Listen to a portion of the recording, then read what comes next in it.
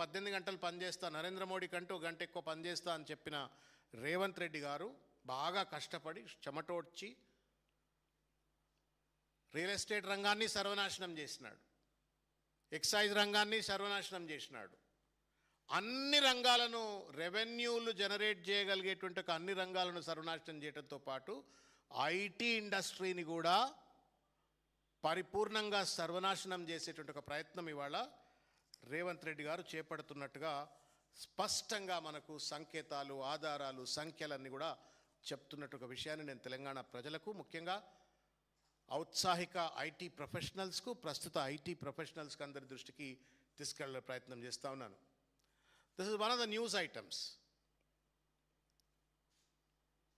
ఇవాళ ఒకానొక పత్రికలో వచ్చినటువంటి ఒక న్యూస్ ఐటమ్ ఇది. గూగుల్లో కొడితే కూడా మీకు AI and Google will also give you this report. హైదరాబాద్లో సెజ్లకు కాగ్నిజెంట్ కంపెనీ రామ్ అని చెప్పని ఒక టైటిల్ పెడుతూ మనకు మీడియాలో వచ్చినటువంటి ఒక వార్త.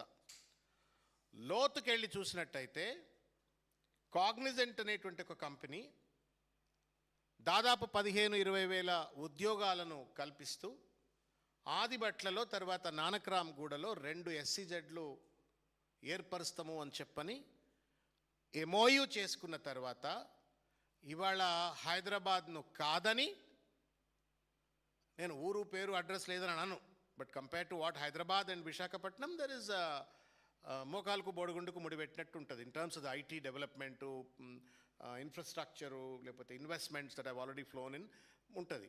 విశాఖపట్నానికి పోతున్నారు. లోకేష్ గారి దగ్గర ఉన్నటువంటి ఒక మంత్రదండం ఏంది, రేవంత్ రెడ్డి దగ్గర లేనిది అని చెప్పురి. హైదరాబాద్లో లేనటువంటి ఒక ఇన్ఫ్రాస్ట్రక్చర్ ఉన్నటువంటి ఒక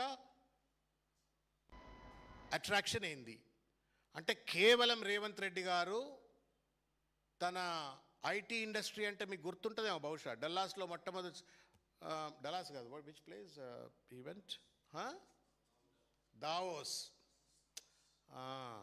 దావోస్కు పోయింది సార్. పోయినప్పుడు ఏమడిగిండు ఆయన, ఒక ఇంటర్నేషనల్ జర్నలిస్ట్ అడిగితే IT industry Rahul is nothing but nuclear chain reaction అన్నాడు.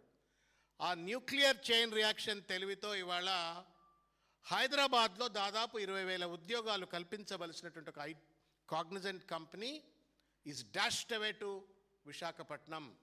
ఎవరు బాధ్యులు? రేవంత్ రెడ్డి గారు సమాధానం చెప్పాలా. నీ చేతగానితనమా, నీకు సమర్థత లేకపోవటం వలన, లేదు ఈ కంపెనీలు ఏమైనా ఆమ్యాలు ఏమైనా కమిషన్లు అడిగినావా? ఎందుకు పోతున్నాయి హైదరాబాద్ వదిలిపెట్టి? ఒకప్పుడు ప్రతి సంవత్సరం 60,000 కొత్త ఉద్యోగాలు కల్పిస్తూ దినదిన ప్రవర్ధమానంగా కేటీఆర్ గారి యొక్క నేతృత్వంలో ఐటీ ఇండస్ట్రీ పెరుగుతుంది. ఎట్లా?